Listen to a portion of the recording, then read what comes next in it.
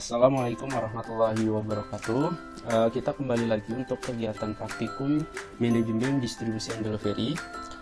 Untuk kegiatan belajar 1 di pekan 1 setelah pekan UTS, kita akan melakukan praktikum untuk menentukan atau melakukan pemilihan saluran dan jaringan distribusi.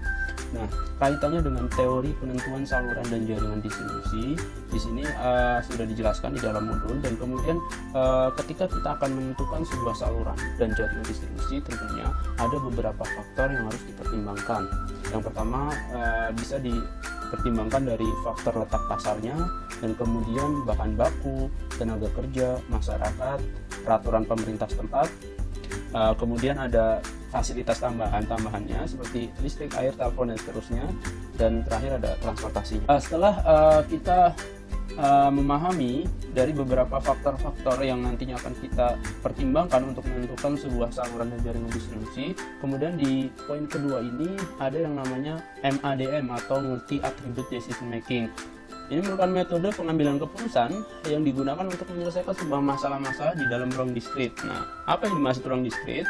Ini adalah kaitannya dengan datanya saja. Jadi data yang bisa diolah di dalam metode MADM ini hanya data yang bersifat diskrit. Data diskrit ini yaitu data yang diperoleh dari hasil hitungan, misalkan 1, 2, 3, dan seterusnya.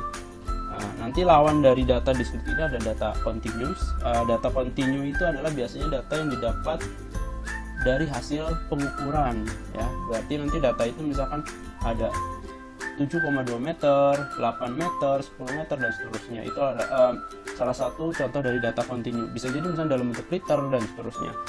Maka ini ada pembatas, ya. Jadi yang hanya bisa diselesaikan oleh metode MADM ini hanya data yang berupa data diskrit saja.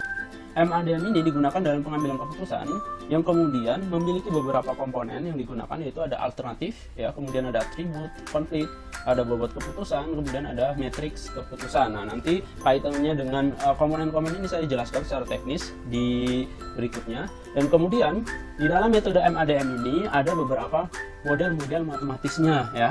Ini menurut Kusuma Dewi 2006. Kemudian model matematis di dalam MADM, yang pertama ada Simple Additive Weighting, yaitu SAW. Yang kedua ada WP. Yang ketiga ada Elector. Dan yang keempat ada Topsys. Dan terakhir ada AHP atau Analytical Hierarchy Process. Nah, untuk praktikum kali ini atau di pertemuan kali ini kita akan batasi, yang akan kita pelajari cuma 2 metode. Yang pertama ada metode SAW dan yang kedua ada metode AHP. Nah, kemudian yang pertama saya akan jelaskan adalah kaitannya dengan metode atau model matematis untuk Simple Additive Weighting atau SAW, ya. Nah, di sini saya akan jelaskan dulu untuk kedua metode, baik itu metode SAW ataupun AHP yang kita pelajari saat ini. Fungsi tujuannya adalah nanti kita akan menyelesaikan suatu permasalahan, di mana permasalahan yang kita akan selesaikan yaitu kita akan menentukan sebuah alternatif terbaik, ya. Alternatif terbaik dari saluran dan jaringan distribusi.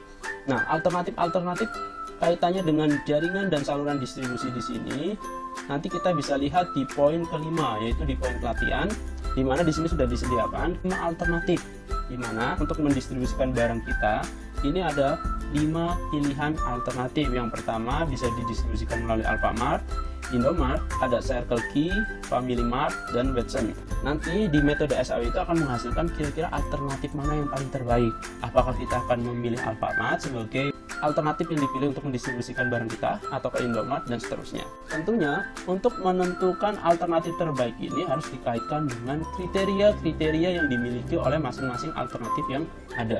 Nah, syarat yang kedua, tadi seperti yang saya jelaskan di awal, syarat yang pertama untuk menyelesaikan model atau metode MADM ini adalah yang pertama data diskrit, dan yang kedua adalah harus memiliki lebih dari 1 alternatif. Ini sudah jelas, kalau hanya cuma 1 alternatif tidak susah diselesaikan karena sudah otomatis itu yang dipilih. Dan syarat berikutnya adalah dari masing-masing alternatif ini harus mempunyai jumlah kriteria yang sama dan tipe kriteria yang sama. Ya, untuk langkah yang pertama untuk menyelesaikan metode SAW ini, yaitu kita harus melakukan penerjemahan dulu atau mendeskripsikan dulu kriteria-kriteria yang ada dari masing-masing alternatif, sehingga nanti setelah kita deskripsikan diketahui bahwa fungsi tujuan dari masing-masing kriteria yang ada. Nah, yang pertama, ini saya ambil contoh, sudah saya deskripsikan di sebelah kanan di Excel. Yang pertama, modal awal. Ini kaitannya dengan kriteria modal awal, yaitu kaitannya dengan jumlah uang yang harus diinvestasikan untuk menjalin kerjasama. Kalau ini kaitannya dengan investasi, berarti biaya. Kalau biaya, berarti fungsi tujuannya adalah minimasi. Kita kasih tanda di sini, minimasi. Dan kemudian yang kedua adalah jangkauan distribusi. Kalau jangkauan distribusi, di sini sudah saya deskripsikan bahwa jumlah toko yang tersebar untuk proses penyaluran produk. Berarti kaitannya dengan jumlah toko, semakin toko yang tersebar semakin banyak, maka semakin bagus dibandingkan kalau semakin sedikit. Maka fungsi tujuannya adalah maksimasi, kita tandain. Ya, kemudian kriteria yang ketiga yaitu armada pengiriman. Ini adalah jumlah armada pengiriman yang dimiliki oleh perusahaan. Maka fungsi tujuannya maksimasi. Berikutnya adalah di sini kaitannya dengan perizinan, ya. Perizinan kalau saya deskripsikan adalah kemudahan dalam mengurus dokumentasi perjanjian kerjasama. Nah, ini kan kalau kita lihat berdasarkan kalimat tadi, kalimat deskripsinya adalah ini kemudahan dalam mengurus sebuah dokumentasi. Nah, berarti kan tidak terukur dalam bentuk angka ya. Kalau misalkan kita bandingkan dengan yang di atas nih, armada pengiriman, ini kaitannya jumlah armada. Berarti kan bisa kita ukur dengan angka. Apakah untuk alternatif Alfamart ini mempunyai jumlah armada 1, kalau Indomart ini misalkan 2, untuk berikutnya misalnya ada 4 dan seterusnya, ya. Tapi kalau kaitannya dengan perizinan, ini kan tidak bisa diukur dengan angka, maka kita perlu bantuan lagi. Kita lakukan proses pembuatan rentang atau range. Anda boleh buat rentangnya 1-5 atau 1-4 atau 1-2. Kaitannya dengan perizinan ini saya buatkan yang rentang pertama adalah sangat mudah, yang kedua mudah, yang ketiga normal, dan seterusnya sampai kelima itu sangat sulit. Ketika sudah kita buatkan rentang seperti ini, berarti tinggal kita terjemahkan lagi fungsi tujuannya, dia minimasi atau maksimasi. Berdasarkan rentang yang sudah kita buat, tujuannya pasti kalau kita memilih sebuah alternatif dari alternatif 1 sampai alternatif 5 ini, kaitannya dengan perizinan, pasti kita akan memilih perizinan yang sangat mudah, bukan perizinan yang sangat sulit. Maka fungsi tujuannya kalau kita lihat di sini, ini masih, karena di sini keterangan sangat mudah itu saya taruh di dalam rentang yang paling kecil, yaitu rentang 1. Dan kemudian kaitannya dengan kriteria terakhir, komitmen. Nah, komitmen di sini saya buatkan juga sama persis, yaitu rentang 1-5, di mana yang 1 ini sangat rendah, 2 rendah, dan seterusnya sampai poin kelima ini adalah sangat tinggi. Maka jika kita lihat dan kita definisikan lagi bahwa komitmen ini, kalau kita memilih sebuah alternatif, berarti kalau misalnya kita mau pilih alternatif terbaik, tentunya yang punya komitmen paling bagus. Di mana di sini komitmennya sangat tinggi, saya tulis di poin ke-5, maka Anda bisa simpulkan di sini fungsi tujuannya adalah maksimasi. Nah, ini nanti bisa berbanding terbalik ketika kaitannya dengan komitmen ini sangat tinggi, ini saya tulis di poin ke-1, nanti bisa kita rubah di sini fungsi tujuannya adalah minimal. Setelah kita deskripsikan dan kemudian sudah kita simpulkan fungsi tujuannya, maka kita lanjut ke langkah yang kedua. Di mana langkah kedua Anda diminta membuat tabel berupa matriks. Nah, tabel ini adalah tabel penilaian bobot kriteria. Yang pertama, Anda tinggal tentukan saja. Kalau kita lihat di modul, ini datanya biasanya sudah Anda dapat atau sudah disediakan kalau di dalam praktikum, tetapi dalam kondisi real atau Anda melakukan penelitian di perusahaan atau di industri, berarti Anda lakukan observasi untuk mendapatkan sebuah data seperti ini. Ya, yang pertama adalah Anda menentukan sebuah prioritas dari masing-masing kriteria yang ada, ya. Nah, di mana kriteria yang ada sudah kita deskripsikan di atas atau di awal. Nah, kemudian Anda tinggal tentukan saja, dan biasanya kalau di kondisi real bisnis, untuk menentukan sebuah prioritas ini butuh orang yang kompeten di bidangnya, di bidang industri. Kalau di sini berarti di bidang pemilihan toko untuk mendistribusikan sebuah barang, ya. Kalau misalnya dalam praktik kan kita belum ada orang yang kompeten, ya, berarti kita perlu lakukan diskusi dengan teman-teman. Nah, misalkan di sini sebagai contoh saja, ini sudah saya tentukan, misalkan untuk memilih sebuah alternatif ini, ya, Alfamart, Indomart, Circle K, dan seterusnya, ya, maka prioritas pertama yang akan Anda cari itu adalah kaitannya dengan jangkauan. Misalkan jangkauan ini sebagai prioritas pertama, dan yang kedua adalah kaitannya dengan transportasi, dan kemudian prioritas ketiga kaitannya dengan perizinan, dan kemudian keempat komitmen, dan yang terakhir adalah harga ya, prioritasnya. Nih. Mungkin nanti ketika Anda yang mengisi belum tentu seperti ini prioritasnya. Kalau misalkan Anda kaitannya dengan pengusaha awal, misalkan modalnya masih sangat terbatas ya, mungkin prioritas yang akan Anda pilih sebagai prioritas pertama mungkin kaitannya dengan harga, atau nanti prioritas keduanya misalkan kaitannya setelah dengan harga misalnya jangkauan dan seterusnya. Ini nanti bisa Anda tentukan saja secara diskusi. Nah, tapi untuk praktik kali ini kita batasi saja datanya, kita selesaikan untuk data ini saja yang sudah saya sediakan. Dan kemudian yang kedua, bobotnya. Di sini sudah Anda lihat kaitannya dengan bobot. Yang pertama ada 0,21, 0,35, 0,1, kemudian 0,35. Kaitannya untuk mengisi bobot yang ada di sini, acuannya adalah dari data prioritas. Intinya, prioritas 1 nanti Anda boleh menaruh bobotnya lebih besar daripada bobot yang ada di prioritas kedua, dan prioritas kedua ini bobotnya harus lebih besar dari yang ada di bobot prioritas ketiga ya. Ini syaratnya, dan minimalnya adalah misalkan prioritas 1 ya, ini bobotnya bisa sama dengan prioritas yang kedua bobotnya. Minimal itu paling minimal, tetapi lebih bagusnya adalah harusnya lebih besar. Nah, ini cara menentukan sebuah bobot. Dan untuk menentukan sebuah bobot ini totalnya itu harus 1, tidak boleh lebih dari 1. Karena totalnya harus 1 ya. Totalnya harus 1 dengan sum. Dan berikutnya adalah nanti tinggal datanya dimasukkan, misalkan kira-kira untuk investasi di Alfamart itu berapa juta, untuk Indomaret berapa juta, dan seterusnya. Ini datanya tinggal kita masukkan.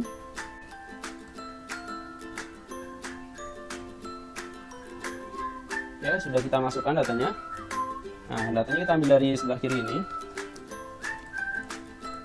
Dan berikutnya kita masuk ke dalam tahap yang ketiga, yaitu masuk ke dalam tabel normalisasi, di mana tadi seperti kita lihat di atas ya, bahwa dari masing-masing kriteria yang ada kaitannya dengan harga, jangkauan, transportasi, perizinan, dan komitmen, ini mempunyai fungsi tujuan yang berbeda-beda. Jika kita lakukan pengambilan keputusan, maka sangat tidak sesuai kalau tabelnya atau datanya belum kita lakukan proses normalisasi. Nah, tujuan normalisasi ini adalah agar fungsi tujuannya itu sama dari masing-masing kriteria.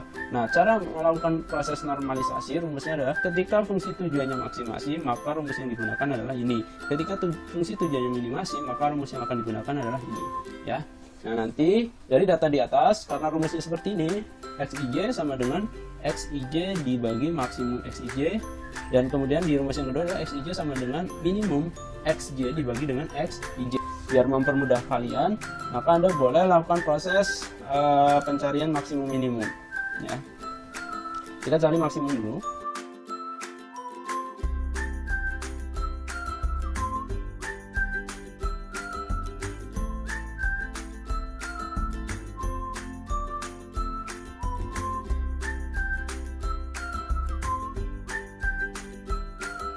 Dan kemudian yang kedua kita cari yang minimum ya. Jadi Anda tinggal rubah aja di sini.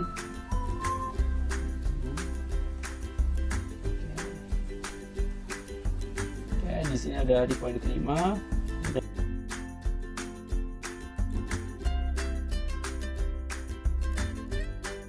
Ya, setelah kita kasih tanda untuk masing-masing kolom yang ada kaitannya dengan minimum maksimum, kemudian kita kembali lagi ke tabel normalisasi ya.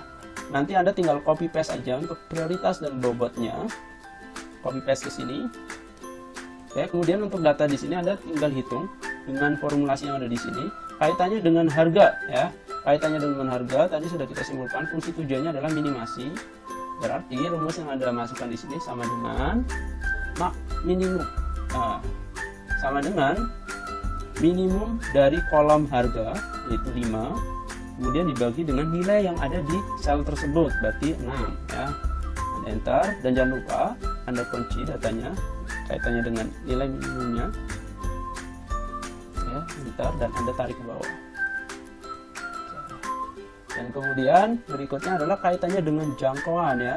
Jangkauan kalau kita lihat fungsi tujuannya adalah maksimasi, maka formulasi yang kita gunakan adalah formulasi yang di atas, yaitu Xij sama dengan Xij dibagi dengan maksimum Fj, berarti tinggal sama dengan nilai yang ada di sel tersebut ini, dan Anda bagi dengan nilai terbesar dari kolom ini, yaitu 27 nih yang udah kita kasih tanda warna merah.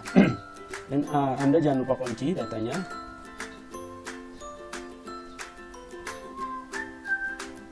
Anda enter, tarik ke bawah. Oke, dan seterusnya.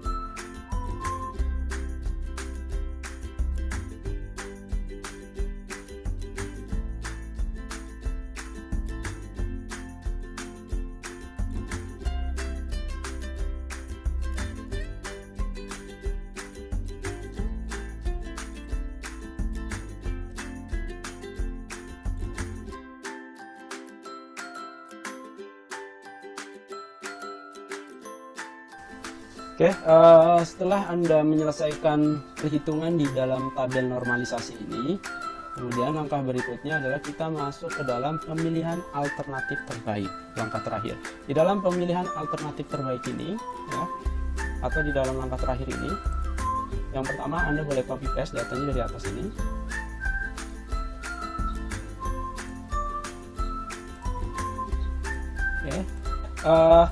Oke, setelah Anda melakukan proses copy paste di sini, kemudian di dalam tabel pemilihan alternatif terbaik, Anda tinggal hitung jumlahnya saja. Yang pertama Anda lakukan adalah perhitungan jumlah bobotnya ini untuk memastikan saja bahwa bobot total itu harus nilainya 1, tidak boleh lebih.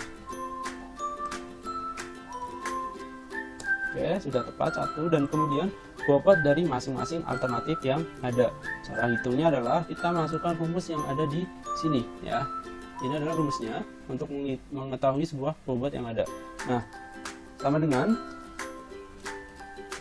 bobot yang ada, Anda kalikan dengan nilai yang ada di masing-masing sel alternatif, dan Anda jumlah dengan bobot tadi, Anda kalikan alternatif yang ada, dan jumlah ini kali alternatif yang ada, dan jumlah tekan dengan alternatif yang ada, kemudian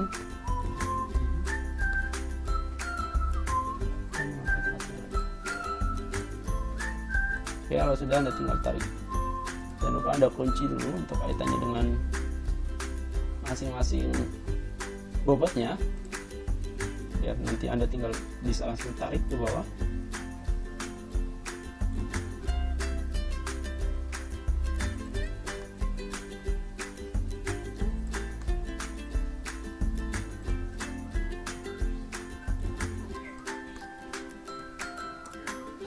Kita tarik ke bawah.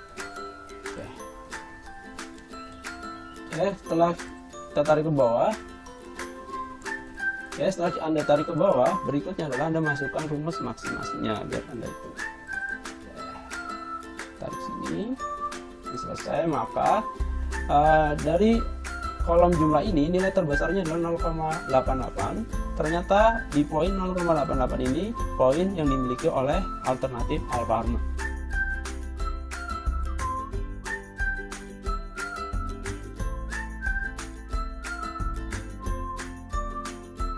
Oke, setelah kita menyelesaikan metode SAW, berikutnya kita akan coba menyelesaikan dengan metode AHP dengan kasus yang berbeda.